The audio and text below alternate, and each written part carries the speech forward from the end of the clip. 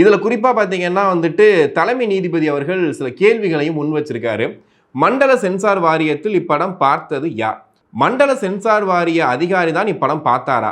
சட்டப்படி படம் பார்த்து அனுமதி தரும் அதிகாரம் யாருக்கு இருக்கு? சென்சார் சான்றிதழ் வழங்குவதை நிறுத்த சொன்னது யார்? இப்படின்ற ஒரு கேள்வியை கேட்டிருக்காங்க. குறிப்பா பாத்தீங்கன்னா டிசம்பர் மாசத்தோட ஆரம்பத்திலே இந்த படம் வந்து சென்சாருக்கு போயிருச்சு. அதுக்கப்புறம் இந்த படத்தை பார்த்து யார் முடிவெடுத்தாங்க அப்படிங்கிற அந்த கேள்வியோட தான் வந்து ஆரம்பிக்கிறாங்க.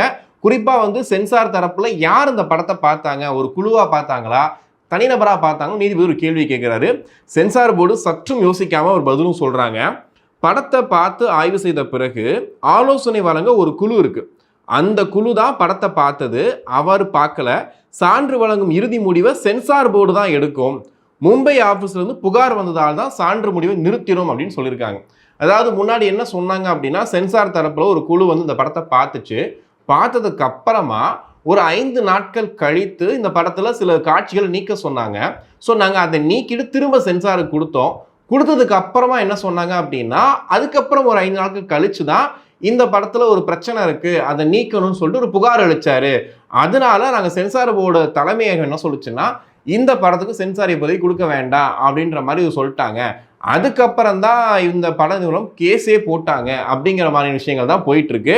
ஸோ அதை வந்து தெளிவாக சென்சார் போர்டு ஒத்துக்கிறாங்க. நாங்கள் பண்ணது பார்த்ததெல்லாம் உண்மைதான், ஆனால் இந்த இறுதி முடிவு யார் எடுப்பாங்க அப்படின்னு கேட்டால் மும்பை சென்சார் போர்டு தான் எடுக்கும் அப்படிங்கிறது வந்து ரொம்ப தெளிவாக வந்து அவங்க வந்து விவரிக்கிறாங்க. இதில் சென்சார் போர்டு வந்து என்ன சொல்றாங்க அப்படின்னா, அந்த தரப்பு வாதங்கள் என்ன சொல்ல வருது அப்படின்னா, சினிமா சட்ட விதிப்படி 72 நிமிடங்களுக்கு மேல் படம் நீள இருந்துச்சு அப்படின்னா சென்சார் போர்டு தலைவர் தான் இறுதி முடிவு எடுக்கணும்.